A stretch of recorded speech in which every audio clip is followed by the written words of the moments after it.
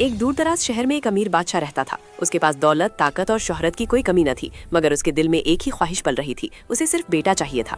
उसका मानना था कि सिर्फ बेटा ही उसके नाम को आगे बढ़ा सकता है, सिर्फ बेटा ही ताज का वारिस हो सकता है। बेटियां उसकी नज़र में बोझ थीं। बादशाह की बेगम हर बार माँ बनती, मगर किस्मत हर दफ़ा बेटी का तोहफा देती। जैसे ही शहजादी पैदा होती, महल खुशी के बजाय खामोशी में डूब जाता। बादशाह का चेहरा सख्त हो जाता और वो एक जालिम हुक्म देता, इस बच्ची को जिंदा ना रहने दिया जाए। महल की दीवार भी जैसे रो पड़ते, मगर कोई उसके जुल्म के खिलाफ बोलने की हिम्मत न करता। इस तरह कई मासूम शहजादियां जुल्म का निशाना बनती चली गईं। शहर के लोग खामोश थे, मगर उनके दिलों में दर्द और डर भरा हुआ था। वक्त गुजरता गया, लेकिन बादशाह को फिर भी बेटा नसीब न हुआ।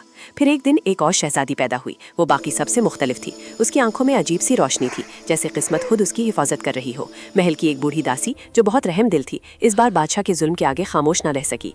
उसने शहजादी को छुपाकर शहर के बाहर एक गरीब औरत के हवाले कर दिया और बादशाह को कह दिया कि बच्ची मर चुकी है। वो मासूम शहजादी अयान के नाम से पली बड़ी। गरीबी के बावजूद उसे मोहब्बत, तालीम और अखलाक सिखाए गए। वो बच्ची न सिर्फ खूबसूरत थी, बल्कि बहुत समझदार और रहम दिल भी थी। गरीबों की मदद करना उसकी फितरत बन गया। सालों बाद शहर में एक बड़ी मुसीबत आ पड़ी, कहत और बीमारी। बादशाह लाचार हो गया। किसी को समझ नहीं आ रहा था कि मुल्क को कैसे बचाया जाए। तब अयान, जो अब एक अक्लमंद और बहादुर लड़की बन चुकी थी, ने अपनी हिकमत और रहम से लोगों को जोड़ना शुरू किया। उसके मशवरे से शहर बच गया।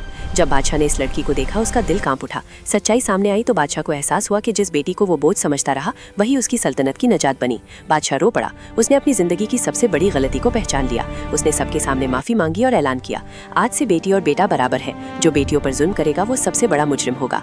अयान ने माफ कर दिया, क्योंकि रहमत का दिल बदले से ज्यादा ताकतवर होता है। इस कहानी का पैगाम यह है कि बेटियां किस्मत की लानत नहीं, बल्कि अल्लाह की रहमत होती हैं। जो उन्हें मार देता है, वो असल में अपनी इंसानियत को कत्ल करता है।